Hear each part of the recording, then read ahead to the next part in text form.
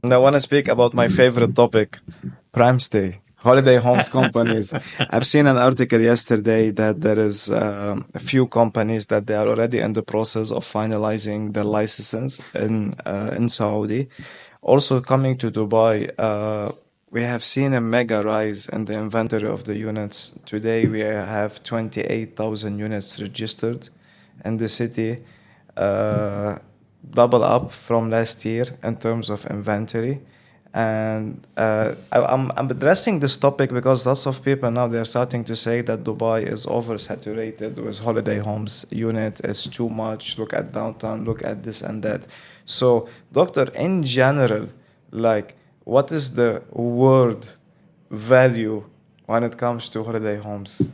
Okay, let's talk about world value and then let's look at Dubai, because when you say world value, that includes areas which are fast moving with a high footfall, and it also includes areas of low footfall. So there will be an average.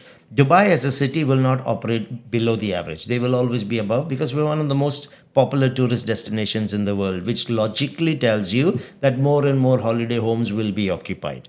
That's the first thing. Globally, if you look at in 2022, you had the total value of revenue was 100.8 billion. That is the amount in terms of dollars that was in the short-term rentals.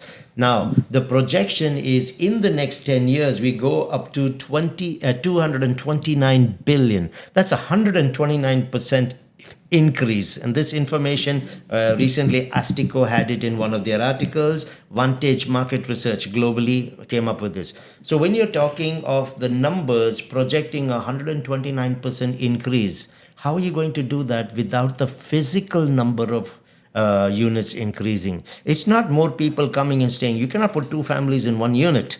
I am going to need two units for that. When we have the city actually becoming one of the most popular in the world for tourism, when we are opening our beachfront and hotels, when we are having more and more of the economic highlight, when the casinos are going to come in and they are going to come in a big, big way, there are going to be a lot of people coming in here. So the demand for holiday homes is going up. Yes, it's true. People will tell you, look at the downtown area, look at Dubai Marina, but look at the actual numbers. Think of it logically. Why are those owners or why are the companies setting up in those areas and putting it in if the market is already saturated? It does not make sense. If you look at the number of tourists that visited New York, you had 62 million visitors to New York within 1 year. This is from all over the world. The downtown area alone had 69 million in 1 year.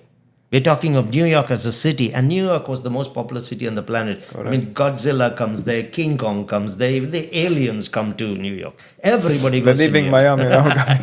Yeah. So everybody comes to New York, and it's 62 million, domestic as well as international. We're at 69 million in the downtown area alone.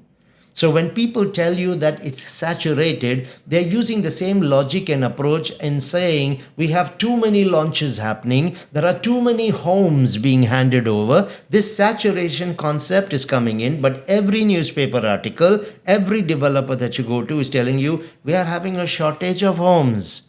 We are having a shortage of launches, ultra high net worth as well as the affordable category. Like We are this short. week, what are we now? Friday? How many launches we had this week? Like value of the projects, maybe they were over 500 billion dirhams. Branded and unbranded. All together, we've definitely had it. So all of them are launching. So it's very clear. So there are people who will tell you, yes, it is saturated. All I would do is I would say, Anthony, that's an interesting observation. Where exactly did you get that information From from? their friends that they work in the mall. Absolutely. Yeah. They work in the mall. The guy working in the mall is an expert on short-term rental business. True? Correct. Yeah. And that's when they financial shut up. literature. Yeah, that's when they realize they will make these statements and they'll throw it off the hand. I've learned the best way to tackle these things, which are perception based objections, is to challenge it, but in a nice way. Well, I'm glad you brought that up. By the way, where exactly did you get this from? Oh, my friend said this to me. Or it's everywhere. I said, no, that was not my question. Where exactly did you get this information from? They back off. They already realize that they're making statements off the cuff and it's not built on a foundation. So let's take the opposite of it. Let's assume you're right, that it is saturated. Why are the new companies setting up in a saturated market? Let's assume we have too many launches that have happened. Why are the launches continuing and why are they selling out so quickly? Absolutely. Not even selling out in a week, selling out in a couple of hours, which hours? is still too Exactly. quick. So why is that happening? If there is an excess of handovers happening, why is there a shortage in the market today? So the actual dynamics on the ground do not match the perception of people who are talking about it. That's why I said incredible winners or incredible losers. That's it. Doctor, what was the figures that we're going to see the increase on the rent on 2023? It was 14, 17% and other shots? The numbers that came out, there was a Better Homes report, there was a CBRE report that came out. They all came out at the beginning of the week. From 2020 till 2023, we had home buying prices went up by 33%, but rentals went up by 42%. The projection is for rents to go up 20% this year. Another 20. Another 20%. And the projection also is that the prices will go up. Value Strat said between 5 to 7%.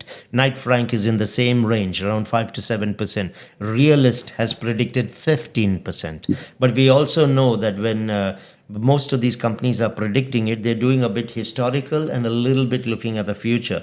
Knight Frank projected 13.5% last year. We closed the year on 17.86%. Which is almost 40% above the prediction.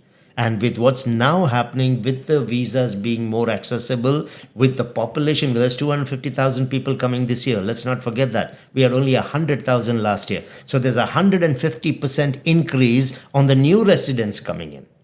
Just in this 1 year. So with all of that happening, the heat will be there and the prices will go up. Palm Jebel Ali has just started.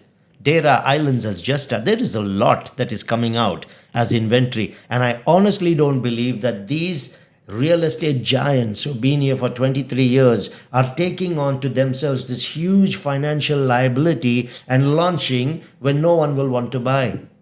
We're short of homes. It's as simple as that.